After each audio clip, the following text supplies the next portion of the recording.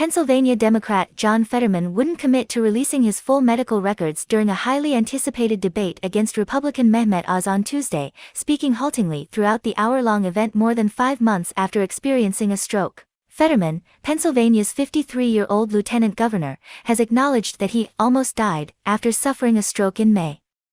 On Tuesday night, he addressed what he called the elephant in the room. "I had a stroke. He's never let me forget that," Fetterman said of his Republican opponent. "And I might miss some words during this debate, mush 2 words together, but it knocked me down and I'm going to keep coming back up." He also quickly tried to go on offense by attacking Oz's gigantic mansions and his integrity. "It's the Oz rule, he's on TV and he's lying," Fetterman said. Oz, a celebrity heart surgeon, ignored his opponent's health throughout the debate, though he has hammered Fetterman on the issue repeatedly during the campaign.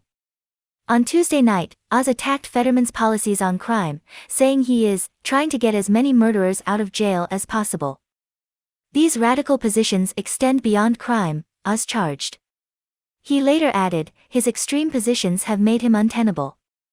Fetterman insisted he is prepared for the demands of the Senate as he continues to recover from the stroke. Independent experts consulted by the Associated Press said he appears to be recovering remarkably well. He used closed captioning during the debate to help him process the words he hears. Stroke rehabilitation specialist Dr. Sonia Sheth, who watched the debate, called Fetterman an inspiration to stroke survivors. "In my opinion, he did very well," said Sheth of Northwestern Medicine Marion Joy Rehabilitation Hospital in suburban Chicago. "He had his stroke less than 1 year ago and will continue to recover over the next year.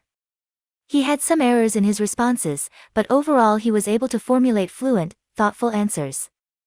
Problems with auditory processing do not mean someone also has cognitive problems," the experts agreed.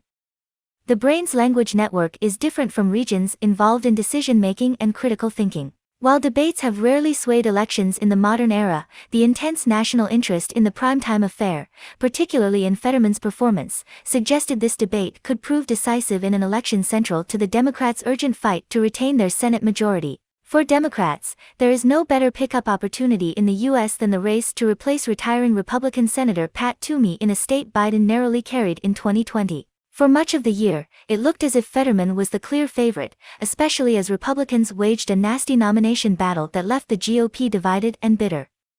But as Election Day nears, the race has tightened. And now, just 2 weeks before the final votes are cast, even the White House is privately concerned that Fetterman's candidacy is at risk. Voting is already well underway across the state.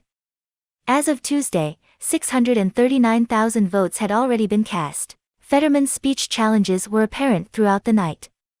He often struggled to complete sentences. When pressed to explain his shifting position on fracking, his answer was particularly awkward. "I do support fracking. And I don't. I support fracking, and I stand and I do support fracking," he said. At another point, the moderator seemed to cut off Fetterman as he struggled to finish an answer defending Biden's student loan debt forgiveness programs. He also stumbled before finishing a key attack line, "We need to make sure that Dr. Oz and Republicans believe in cutting Medicare and Social Security." The Pennsylvania Senate hopefuls faced each other inside a Harrisburg television studio.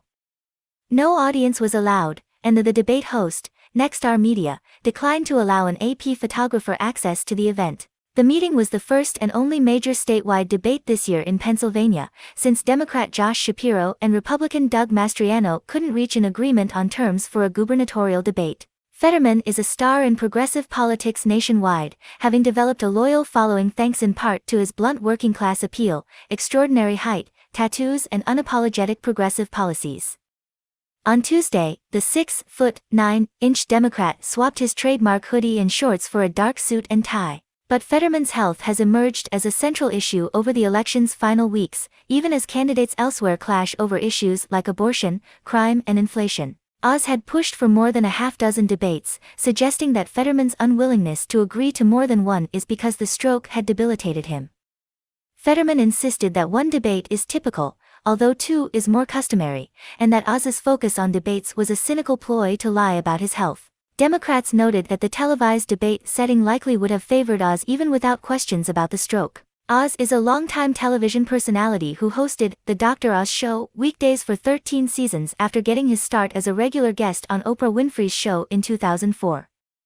Fetterman, by contrast, is a less practiced public speaker who is introverted by nature. This was always going to be an away game for John Fetterman, said Mustafa Rashid, a Democratic political consultant based in Philadelphia. Fetterman asked for, and was granted, a closed captioning system for the debate that displayed in writing everything said on a large screen behind the moderators. The Fetterman campaign said in a memo ahead of the debate that the closed captioning would be typed out by human beings in real time, on live TV, warning that it could lead to time delays, transcription errors and miscommunication. It is impossible to control and unavoidable, the memo said. Abortion was a major dividing line during the debate. Oz insists he supports 3 exceptions, for rape, incest and to protect the life of the mother. When pressed on Tuesday night, he suggested he opposes South Carolina Senator Lindsey Graham's bill to impose a nationwide ban on abortion after 15 weeks because it would allow the federal government to dictate the law to states. "I'm not going to support federal rules that block the ability of states to do what they wish to do," Oz said. Fetterman said he would vote for Democrats' legislation in Congress to allow abortion for up to 24 weeks of pregnancy. He also has said separately that he does not support imposing restrictions on abortion and prefers to leave it to women to decide. "I want to look into the face of every woman in Pennsylvania. If you believe the choice of your reproductive freedom belongs with Dr. Oz, that's your choice. But if you believe that the choice for abortion belongs with you and your doctor, that's what I fight for," Fetterman said. Fetterman also raised questions about Oz's residency, which has been a consistent theme throughout the campaign. For much of the year, Fetterman has seized on Oz's tenuous connections to the state in witty social media posts and media campaigns. Oz was born in Ohio, was raised in Delaware and has lived in New Jersey for decades. In 2020, People magazine ran a feature on the New Jersey mansion that Oz and his wife Lisa built from scratch 20 years ago.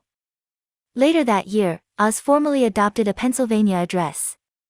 And the next year, 2021, he launched his Senate campaign. Meanwhile, questions about Fetterman's physical and mental strength have persisted. When pressed Tuesday night, Fetterman refused to say he would release his medical records. "For me, transparency is about showing up," he said. Fetterman has consistently rebuffed calls to release medical records or let reporters question his doctors. Last week he released a note from his primary care physician, who wrote that Fetterman is recovering well, shows no cognitive effects and can work full duty in public office. Fetterman's campaign insists he is healthier than ever now that he is paying closer attention to his diet and daily exercise regimen of walking several miles a day. He is participating in regular sessions with a speech therapist and taking medication. Fetterman sought to use his health challenges as a positive. "My campaign is all about fighting for anyone in Pennsylvania that ever got knocked down," he said.